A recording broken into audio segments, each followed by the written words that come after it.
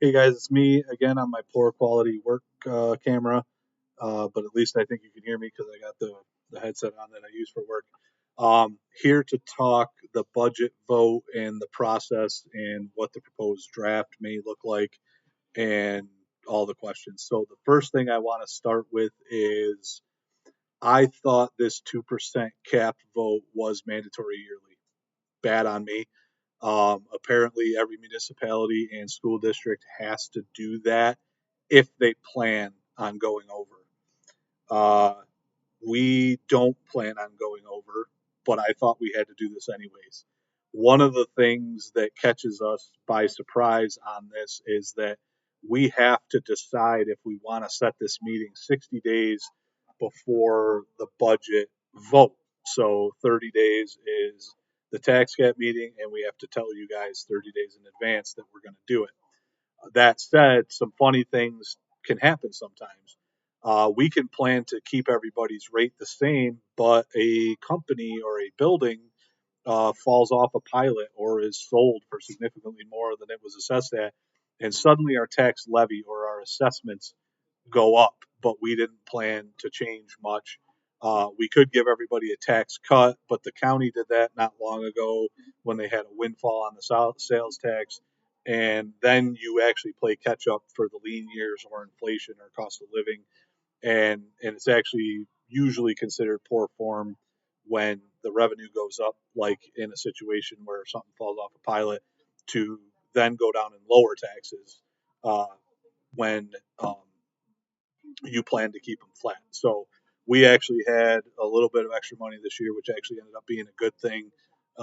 We had some things come due, some maintenance items. I think the roof on the fire department, stuff like that, got done with that uh, because we didn't lower it when that levy came in different than it was. But that's something that where like the levy went to 2% and we didn't actually plan to do anything, but everybody's rate stayed the same. So the fact of the matter is, I think Waterloo has held this vote for I think 8 years, well before me. I've only done it twice, um, where I think they voted yes most of the time, and only actually did it the one time former Mayor O'Connor raised it six. I don't remember what they funded with that, but that was the one time they did it. So the plan is not to raise it 2% or more this year. But the vote is happening. The public hearing is happening. I actually, my bad, I guess. I thought we had to do this vote every year. Um, so that said, come out, look at what we share with you as far as what's done, and have your voices heard. I think the last two meetings have been one visitor across both meetings. Everything else was an employee. Everybody else that was there. So go ahead. After that will be a budget workshop where we get much more in detail to our draft budget, and that will be on March, I believe, 28th. I think it's a Thursday. That will be in the minutes on the 10th, but I think it's the 28th. Uh, and that will be, I think I asked them for 4 o'clock so I could get away from work without explaining to anybody. So that'll be at 4 o'clock, and it's sometimes like 3 hours long. That said, I think in my previous video, if you watch it, I talk about shared services and changes to the way things are done and how Waterloo is an epicenter or a hub of services for much of the North County, probably minus Seneca Falls, when it comes to water, sewer, rec center, fire, uh, things like that. And yet we have trouble asking for more money from them because of the way a village is structured and a general fund is structured. So I asked the village administrator, village clerk, to give me one more year of flat. We're not going to fund right outright or go into debt or raise taxes on big projects unless we get grants or donations or other revenue streams um, to fund some of these things. We're not going to go crazy. We do plan 2 road projects this year, and I think we plan to kick off a drainage project, but that is with things remaining largely the same. So the question is usually this time of year, what do you want to fund, and then what does that cost? But this year we're sort of thinking we can fund flatly these things, and let's not discuss the others because some big changes are coming. But that's not to say during the budget workshop you can't ask questions on certain salaries, certain headcounts, the cost of equipment, things like that, because we can have those discussions. I'm open to it. Several of our salaries are contractually obligated through union contracts. You can tell us that during contract negotiations you think we're crazy and we should do this or that. That's fine because those contracts do come through occasionally um, throughout the term, and we'll renegotiate those if you guys like. Um, the that said, I think if you were to go through and say there's waste here, um, it probably wouldn't be on equipment. We lease a lot of stuff at municipal rate, which you and I could only ever dream of those rates. So what happens is we have nice equipment on warranty, and then we actually take it to auction and get the full value back to the normal customer. They buy it at a discounted rate while we after we use it, but it's what it costs us new. So we actually have decent equipment. I think the dump trucks, that we use for salt and snow plowing and stuff like that, those are the ones we buy outright, but everything else is on lease. So what you would have to discuss is headcount and salaries, in my opinion. And then we would just have to have those difficult conversations. If we were to cut anybody, let's cut half of the rec center. That's only two people right now. Do we, is it less hours and less programming and stuff like that? Do we cut police force? Then now you're talking cutting shifts. And do you want to rely on possible response times at the state troopers and sheriffs and stuff like that? Let's have those conversations.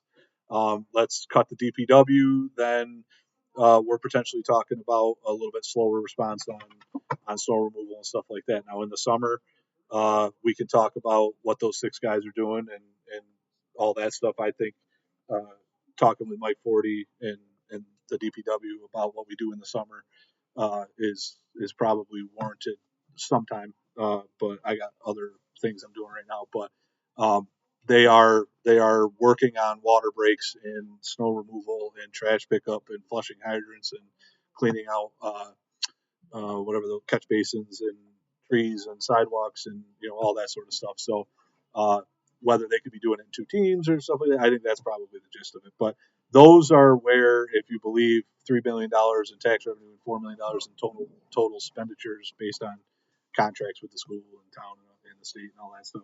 Uh, if you think there's waste there, that's where the conversation has to happen. If you think the non contractual guys are overpaid by 10 grand or whatever, then we could discuss that, save 30, 40 grand here and there.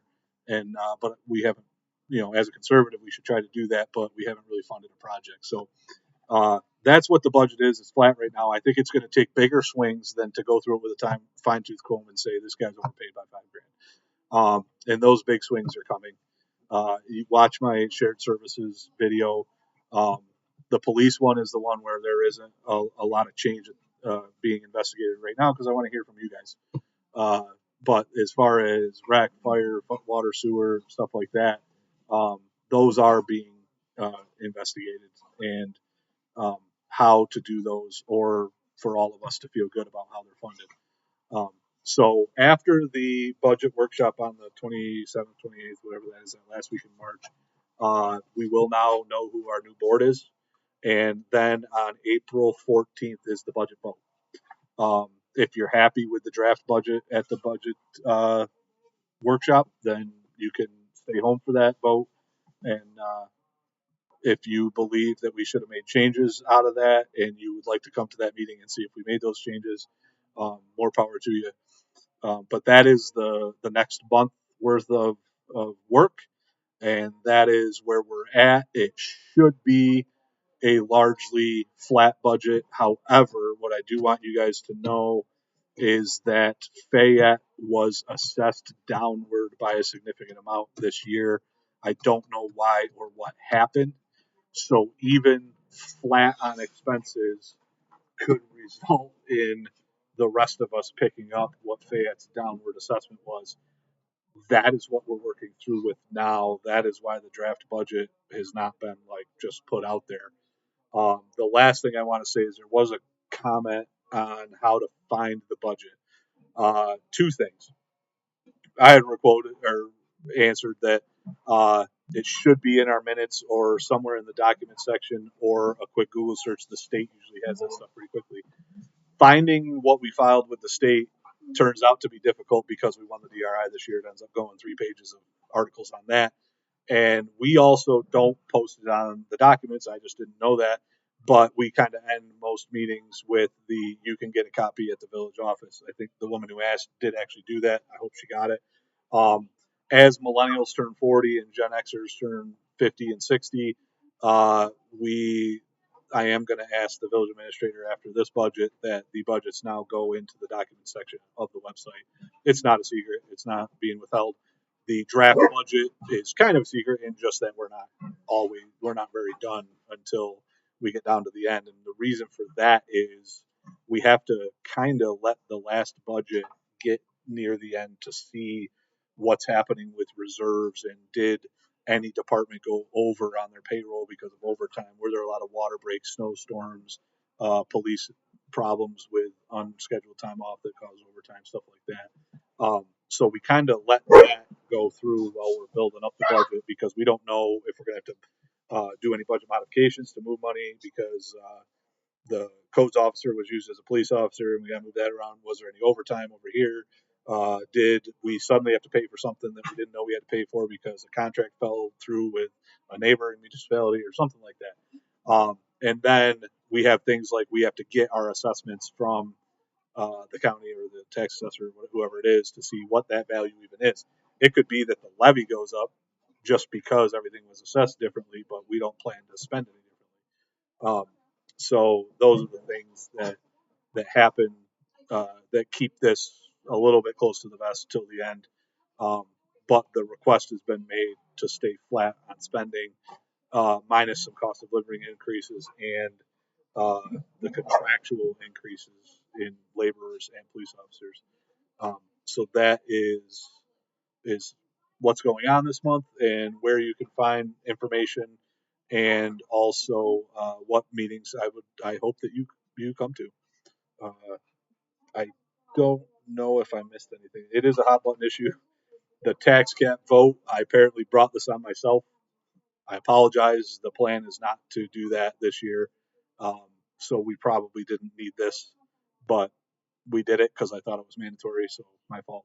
But thank you all, and do come to that since the vote is happening. Make sure we don't surprise you. Come if you want. Thanks. Bye.